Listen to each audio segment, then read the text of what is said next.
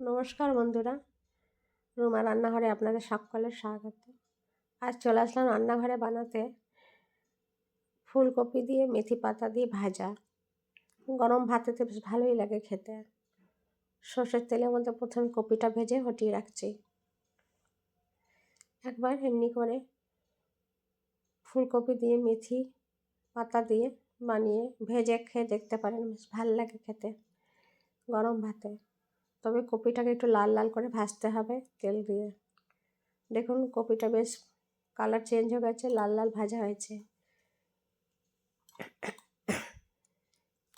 এবার আমি সেটাকে সরিয়ে দেবো, নিয়ে আবার থেকে কড়াতে অল্প একটু তেল দেবো।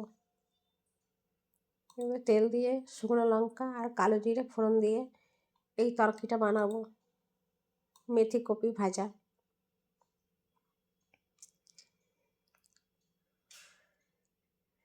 মেথি পাতাগুলোকে আমি একেবারে মানে ফাইন কেটেছি সে না, একটু মোটা মোটা কাটা আছে।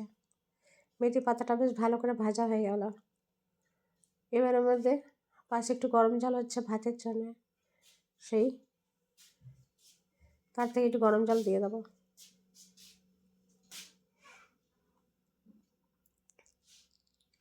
মেথি পাতাটা গলে গেছে ভেজে, সামান্য একটু গরম জল দিলাম। এবার মশলা দেবো, সেই জন্যই গরম জলটা দেওয়া হলো। নুন, হলুদ, ধনে গুঁড়ো আর লঙ্কা গুঁড়ো ভালো করে মিলিয়ে নেব। যদি শুকনো খোলায় দেওয়া হতো তাহলে কপিতে কোথায় কোথায় নুন হলুদ ঢুকে যেত, আর ভাল লাগতো না খেতে। সেই জন্য সামান্য একটু জল দেওয়া হলো, যাতে ভাজাটা ভালো করে হোক আর মশলাগুলো সবার সঙ্গে মিলে যাক। তো বন্ধুরা, এই পর্যন্ত ভিডিওটা দেখেছেন, কেমন লাগলো অবশ্যই জানাবেন। ভালো লাগলে পরে লাইক আর শেয়ার করবেন। যারা নতুন এসছেন ভিডিওতে, প্লিজ এটা সাবস্ক্রাইব করে বেল আইকন বোতামটা প্রেস করলে পরে আপনার কাছে আমার ভিডিওটা পৌঁছাবে সব থেকে প্রথমে। আর আমার পাশে থাকবেন একটু।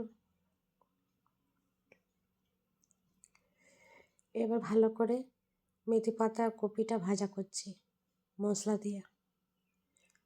এর ঝরঝরে করে ভাজা করতে হবে, তবে গরম ভাতেতে ভাল লাগবে খেতে।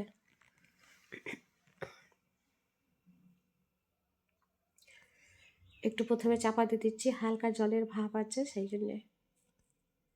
কিছুক্ষণ পর এসছি, এবার ভালো করে ভাজা করব, একেবারে শুকনো শুকনো ভাজা।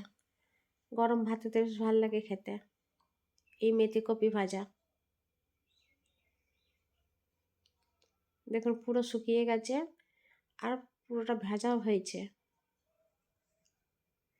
তেমনি করে বন্ধুরা আপনারা বানিয়ে খাবেন আর কমেন্টে জানাবেন কেমন হয়েছে, অবশ্যই ভালো লাগবে।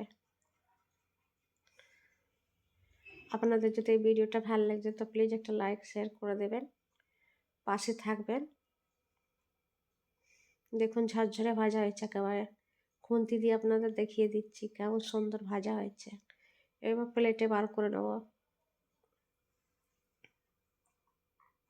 ধোয়া ওঠা মেথি কপি ভাজা আর ধোয়া ওঠা ভাত একসঙ্গে খেলে পরে দারুণ লাগে।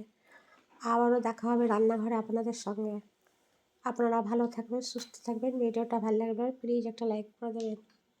নমস্কার।